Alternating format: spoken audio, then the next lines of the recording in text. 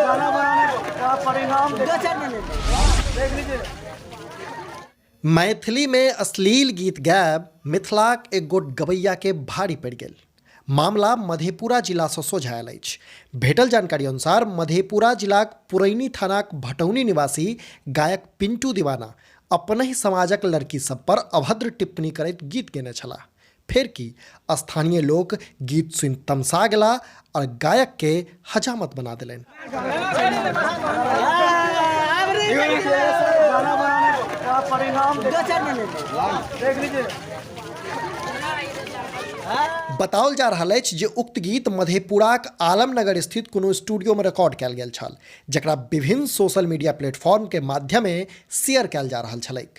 गीत सुनि स्थानीय लोग आक्रोशित भऽ गेला आ गवैया बाबू के पकड़ि अधमूरन करा गाँव में घुमा देलनि, जकर वीडियो सोशल मीडिया पर आइकाल्हि खूब वायरल भऽ रहल अछि। हालांकि प्रशासनिक स्तर से एहि घटनाक पुष्टि नहि भेल अछि, मुदा ई घटना हमरा अहाँक सोझा दूटा प्रश्न ठाढ़ जरूर करैत अछि। पहिल ई जे की अश्लील गेनिहार गवैया लोकनिक संग यह व्यवहार होबाक चाही, व दोसर ई जे की स्थानीय लोग एहि तरहक हरकत का कानून अपना हाथ में लेलनि।